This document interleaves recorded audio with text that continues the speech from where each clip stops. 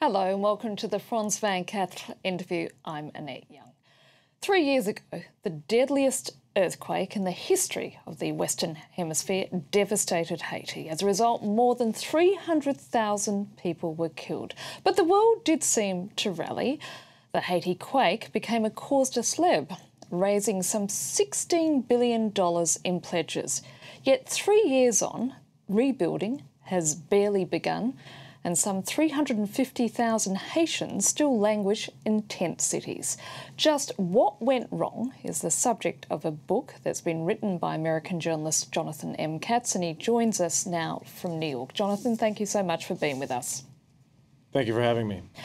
At the time of the earthquake, you were the only full-time American correspondent based in Haiti.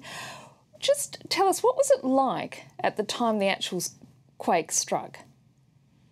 Well, it was about, it was 4:53 in the afternoon on a Tuesday. Not a whole lot was going on. It was a pretty nice day.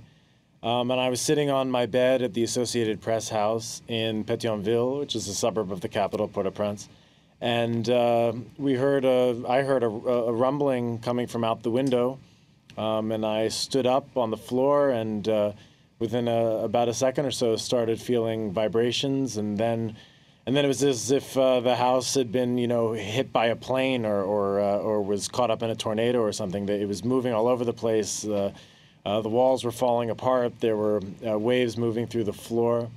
Once the shaking stopped, thanks to the help of my friend and my colleague, Evan Sanon, who worked for us at the Associated Press and had been downstairs when the quake began. He helped talk me down, and then I was able to get out of the house and saw that the neighborhood around us had basically been entirely destroyed. It must have been absolutely terrifying. It was. I mean, when you're in a situation like that, the first thing that goes off is your adrenaline. While the earthquake was going, I was obviously trying to put together what was happening. It seemed unbelievable. It seemed as if it was happening in a movie to somebody else. And for a little while in there, I really thought that if that wasn't the end for me, that it was at least going to be the beginning of a world of pain. And I was pretty lucky to get out of it fairly unscathed. Once I got outside and realized the extent of the destruction, I think we were so occupied with trying to do our jobs and figure out how to help people around us the best we could that there wasn't even really a chance for terror, except here and there. Jonathan, the response was extraordinary. For a while there, the plight of the Haitian people really captured the hearts of people in the West. You had Hollywood celebrities turning up, such as Sean Penn. Obviously, the intent was well-meaning, but what has gone wrong since? Well, the thing is that even from the very beginning, there were some critical mistakes that were made, and a lot of those mistakes boil down to attitude. They boil down to the way that foreign countries were coming in and the way they saw themselves, oftentimes sort of as saviors, and didn't spend enough time getting to know the place that they were in and opening themselves up to contact with the people that they were trying to help. One big example is that in the immediate aftermath of the earthquake, people started fleeing the capital and other areas that had been devastated. And about 600,000 people went out into the Haitian countryside.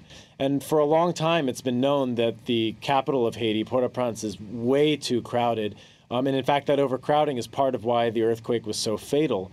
But because aid workers weren't paying attention to what was going on, they weren't talking to Haitians, there were language barriers, but there were also security barriers.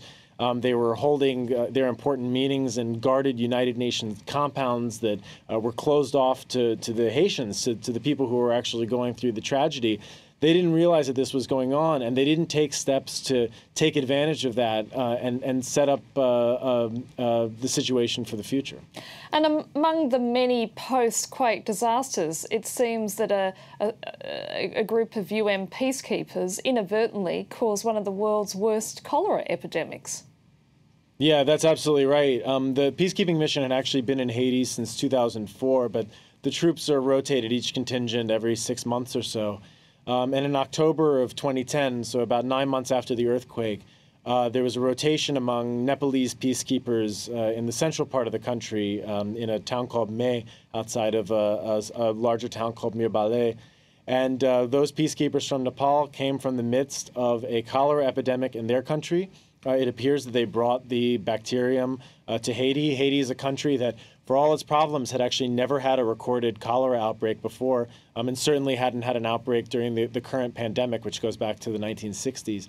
And they had very bad sanitation at their base. It seems that the waste from their toilets, one way or another, made it into the river and then infected people downstream. And in some ways, even more serious than the epidemic itself, although it is terrible. It's nearly 8,000 people have died in Haiti, and the disease has spread. But even more damaging, I think, in the long run, has been the UN's lack of willingness to consider its own accountability, even in the face of just uncontradicted evidence against it.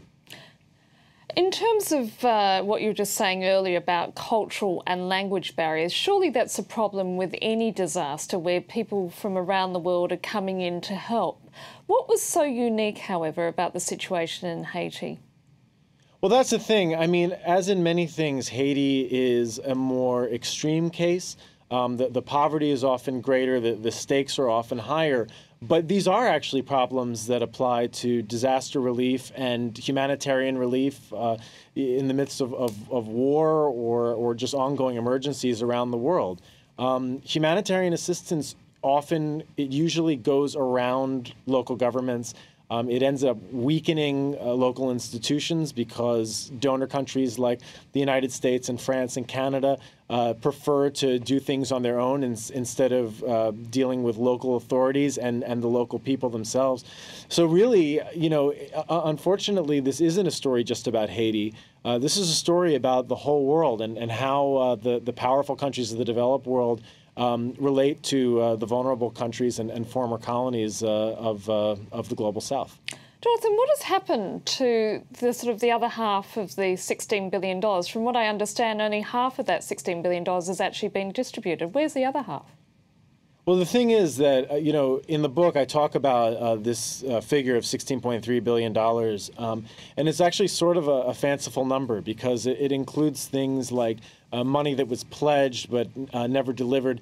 It includes hundreds of millions of dollars at a minimum, I think billions of dollars maybe, in debt relief, which were basically wealthy countries forgiving loans on behalf of Haiti that Haiti was never going to be able to pay in the first place. So it's not like they had the money and just weren't handing it over. It was money that never existed at all.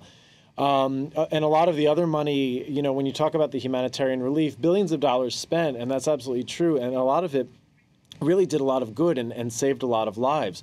But billions of dollars go in circles. They're spent in the donor countries themselves. They're spent on things like jet fuel for the planes to come down. They're spent on vehicles for their aid workers to drive around in for a couple of weeks. There are even really inscrutable line items like $50,000 that the United States spent on elevator maintenance using the Haiti relief money. It's not clear where that was. There are very few elevators in Haiti. I could probably count the ones I know on one hand. It's likely that it was spent in the U.S. Embassy, which was not terribly damaged in the earthquake. But that money is part of that total. It's part of that $16.3 billion total. So is there any body or any organisation that managed to get it right, that did a good job in the last few years? There are many, many organizations that have done really good work. The problem is the overall picture. I mean, I'll give you an example going back to the cholera epidemic. There was life-saving work done by Médecins Sans Frontières, by Oxfam, by Partners in Health, and by other agencies to try to stem the flow of the cholera epidemic and to give people life-saving treatment. Because cholera is fairly easy to treat. You get somebody fluids within a quick enough period of time and you can save their lives. But that epidemic was started by the responders. It was started by the United Nations. So the problem isn't so much that everybody's a bad guy or that all the intentions are good or venal or just being ruled by profit motive, even though there are elements of that all over the place. The problem is that there isn't a good overall coordinated effort to do the things that are needed to do to build durable institutions, long-term solutions and not Band-Aids, and get Haiti on its feet so that it's not in a permanent state of emergency just waiting for the next earthquake, but actually able to thrive. Finally, and very briefly, Jonathan, what are the lessons we need to learn from what happened in Haiti? The lesson is that humanitarian aid and development have to be done better. The relationships between powerful countries and vulnerable countries have to be improved. It's optimistic. If these things are done, then things can improve in the future. But if we go down the same road, we're going to be telling the story of the Haiti earthquake again and again. Jonathan Katz in New York, thank you so much for being with us. And that's it for this edition of the Frans van Kattel interview. If you want to follow me on Twitter, you can, at AnnetteF24. In the meantime, do stay with us here on Frans van Kattel.